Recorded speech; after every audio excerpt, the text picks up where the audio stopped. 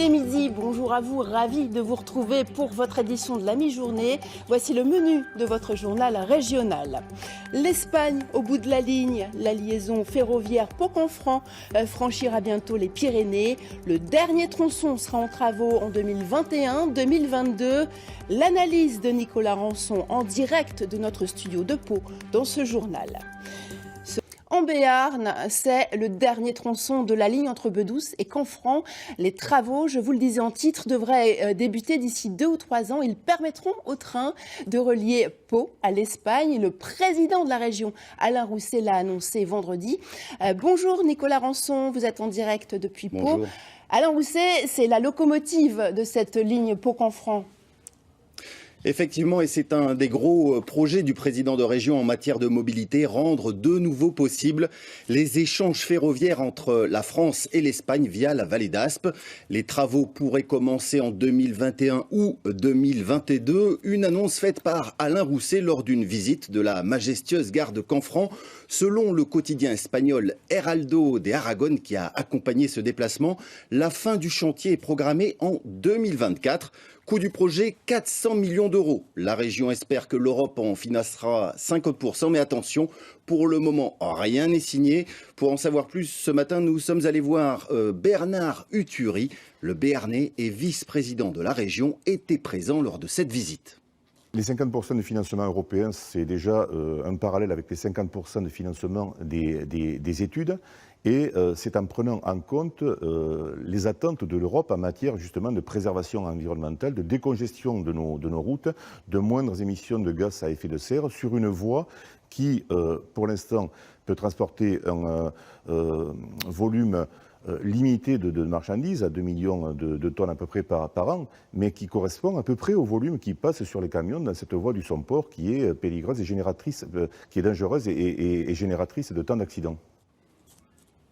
Un projet qui est loin de faire l'unanimité. Dans l'opposition, Marc Oxibar, conseiller régional, dénonce un grand coup de communication du président et indique réclamer des documents prouvant ce financement européen annoncé pour les travaux. Sans réponse pour le moment, bras de fer donc en perspective.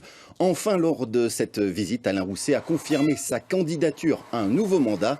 Il souhaite être là à la manœuvre pour s'assurer que cette ligne transpyrénéenne reverra bien le jour. Merci Nicolas.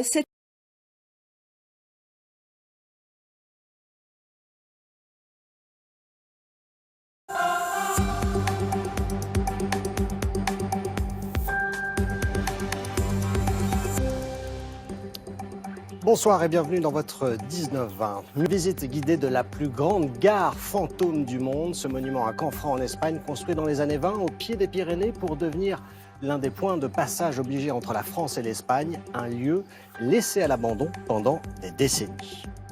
Après des décennies d'abandon, la renaissance d'une ligne ferroviaire entre la France et l'Espagne. La région Nouvelle-Aquitaine vient d'annoncer que les travaux pourraient être lancés d'ici 2 ou 3 ans.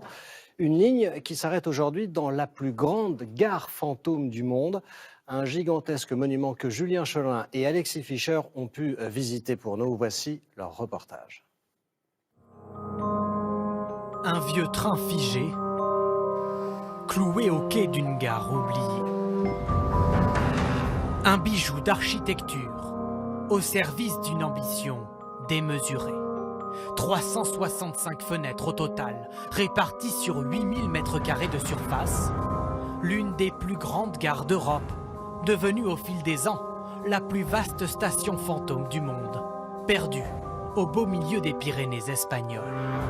Aujourd'hui, la gare attire surtout des curieux venus visiter l'étrange monument. Bienvenue à la gare internationale de Canfranc. Chaque été, Marissa Bona s'attache à expliquer, en espagnol et en français, l'origine de cette station inaugurée en 1928. Le roi Alphonse XIII voulait montrer à l'Europe et surtout à la France que l'Espagne était modernisée. Si le bâtiment est en ruine, le vestibule, lui, a eu droit à un lifting. Ici, des milliers de voyageurs transitaient d'un train à l'autre de 1928 aux années 60. Un hall de gare bâti comme un poste frontière entre les deux pays. Derrière son guichet, le fonctionnaire travaillait ainsi en territoire français. Les douanes étaient la douane française, espagnole. C'est intéressant, je ne savais pas qu'il y avait deux parties comme ça, une partie française, une partie espagnole, qui ait tant de trafic et que ce soit si grand. J'ai découvert cet endroit via Internet, sur des blogs répertoriant les lieux abandonnés en Europe. Et je voulais absolument voir celui-ci. Moi, j'ai connu l'arrivée ici en train. Pour moi, ça a toujours été une station, comment dire, tout simplement magnifique. Je veux dire, elle est énorme et précieuse, parce que son histoire est dingue. Moi, elle me file la chair de poule. Une histoire marquée par les relations entre France et Espagne. La volonté de rapprochement d'abord, qui donne naissance à la ligne Saragosse-Pau. Pendant la Seconde Guerre mondiale, Canfranc est aussi un carrefour stratégique. 87 tonnes d'or allemand y transitent à destination de l'Espagne et du Portugal. L'or des nazis, une histoire que connaît bien Jean-Marie Flores. C'est l'or qui a servi à payer l'envoi de tungstène d'Espagne et du Portugal vers l'Allemagne pour blinder les armes de l'armée allemande. Après-guerre, les trains espagnols et français continuent de se croiser à Canfranc, jusqu'en 1970. Un train de marchandises déraille alors côté français. Le pont est détruit, la SNCF abandonne la ligne. Depuis, seul un petit train espagnol dessert le massif depuis Saragosse. Terminus, Canfranc. La province d'Aragon garde espoir de revoir un jour des trains s'élancer vers l'Aquitaine. Elle s'est même lancée dans la construction d'une nouvelle gare, plus modeste cette fois.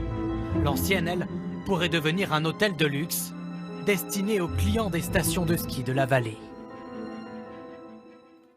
Et c'est la fin de cette édition à 21h.